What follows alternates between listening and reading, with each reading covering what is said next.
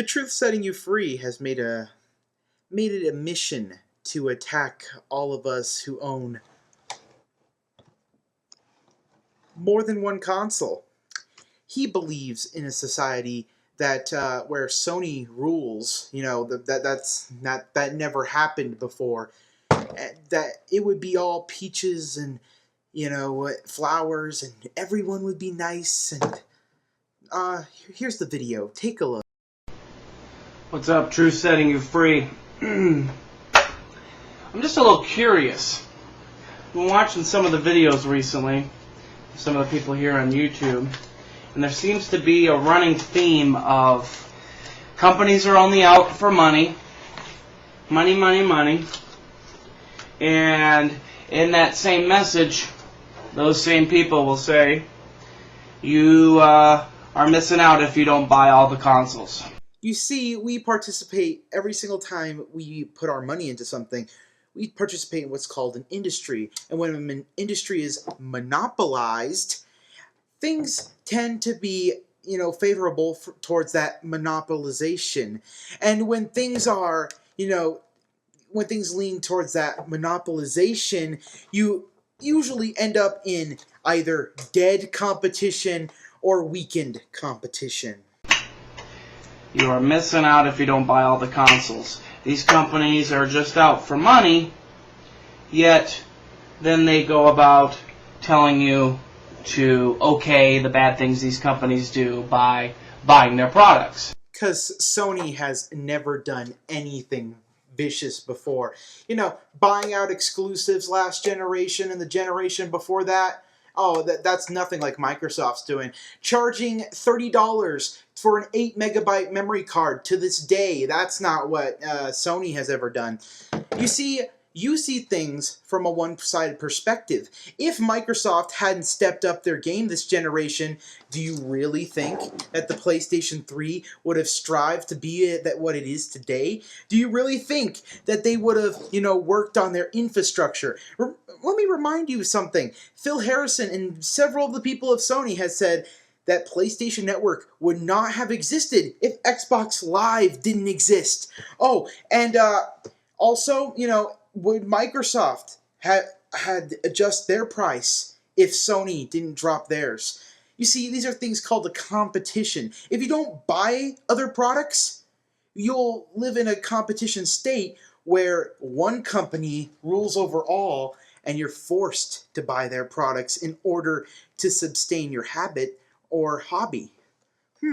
That sounds like a totally healthy industry to me. I mean, monopolization works so well for the computer industry. So I'm a little confused here. To you people making these videos saying that people should own multiple consoles, should own an Xbox 360 and a PS3, as an example, do you not have an issue with Red Ring of Death? Do you not have an issue with Microsoft cutting and running? Do you not have issues with disk read errors? Do you not have issues with Sony cutting and running?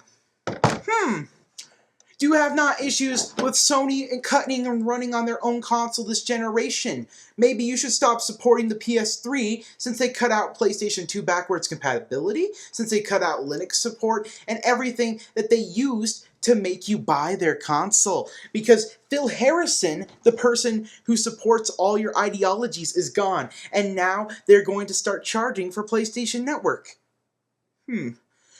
What's healthy for the industry is debatable, because here's the thing, numbers can be twisted and turned in any direction you want them to. You can say that the 360 has a massive failure rate, but you could also say that the Xbox 360 is the only thing that kept Sony from dominating this generation and forcing you to buy a $600 console.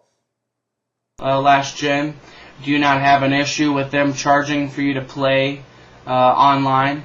Do you not have an issue with any of those things? You must not.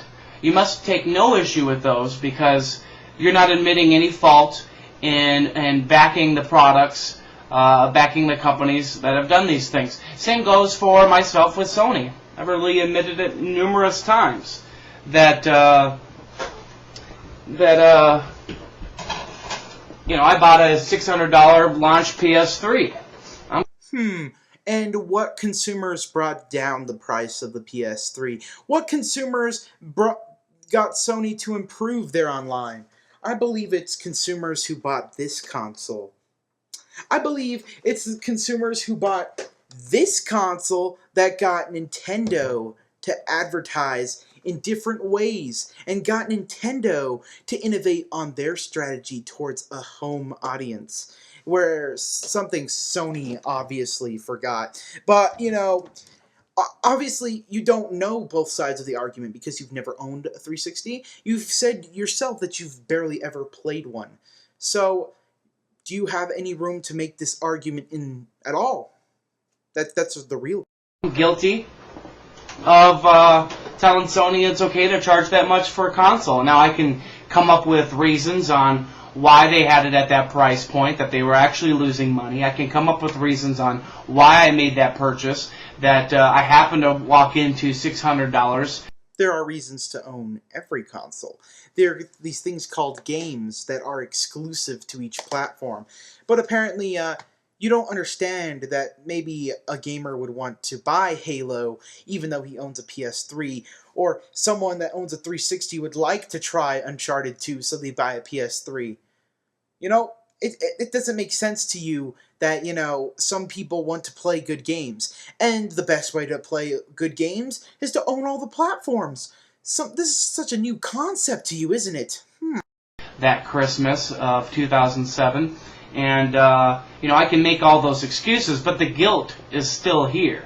I am still guilty of spending $600 on a PS3 and giving Sony the okay. You want us to feel guilty about all our purchases because every single one of these purchases has a drawback, in your opinion. The PlayStation 3 would not have many of the things it has without the Xbox 360. So if people were guilty of buying the Xbox 360, the PS3's online would have no reason to improve if no one bought it. Am I correct? If no one bought the Xbox 360, the PS3 would have no reason to address many of the issues people have criticized it for because of the Xbox 360, and because the Xbox 360 is on, outdated hardware, even though it can outperform a lot of multi-platform games, outperform it than their PS3 counterpart, because Sony was limiting developers. Because, if people didn't buy the Xbox 360, Sony wouldn't still be limiting developers. They had to change that because, in order for them to compete, this is called a competition. This is why you're arguing in the first place. But let's ignore these facts. So I'm not necessarily sure where these people are coming from. Explain it to me if you're one of these folks that says you should buy all these consoles. Explain to me that it would be okay to pay to play online on every single console you purchase. Did you ever consider the reason why PlayStation made their online free? If they could charge for that crappy online, they would. They would love to. In fact, they're going to start doing it for the upcoming features. The fact is that if it weren't for the Xbox 360 charging for online, you would be. Get over it. It's called competition, buddy. Tell me that's okay. Tell me it's okay that you can have such a high failure rate. I don't know. Ask your buddy Sony. Disk drive failures.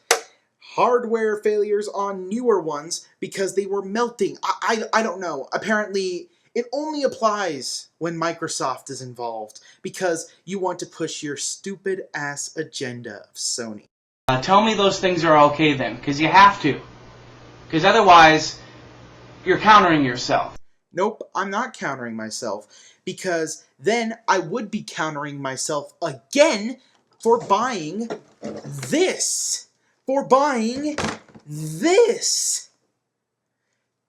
Either way, you counter yourself. The fact is that I support the industry and free market, and you don't. You want the glory days of monopolization again.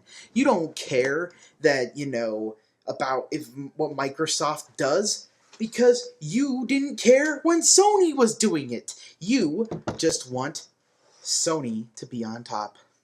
Sound out.